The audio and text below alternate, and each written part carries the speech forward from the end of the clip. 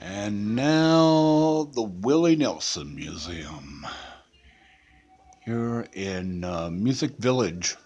We are right across the street from the Opryland Resort and the Grand Ole Opry and Opry Mills Mall and on and on and on.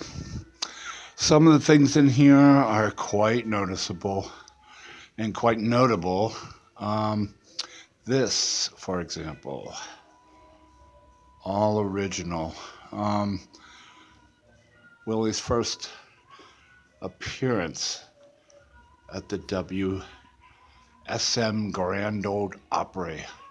His guitar he used then at the stanchion that night. Along with that,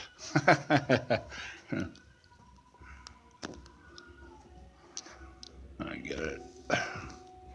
That's the pay stub from for his performance that night at the Grand Ole Opry, November '63.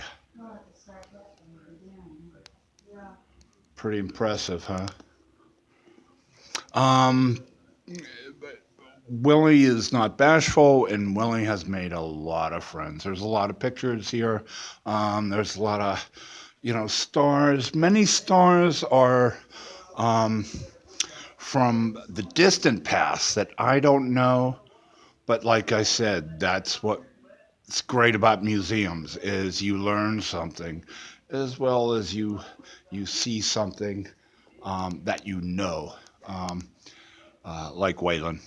And this is a Waylon case, and of course, it is very good and very full because they were very good friends.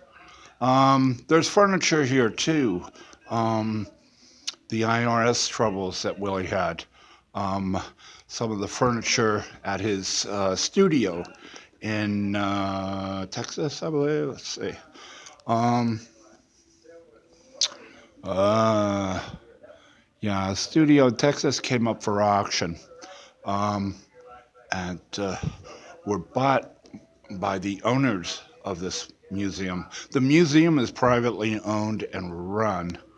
Um, the owners purchased some of the stuff from the IRS and offered it to Willie. Um, um, and what he didn't want back, they have put in this museum. So you got pool tables, you got furniture from the studio, things like that. Some of these artists are more recent that I remember. Kenny Rogers, of course, Dottie West, from the '80s. Okay, they don't go as far back as um, say the '50s or the '60s. Um, Marty Stewart is everywhere, and he is here too.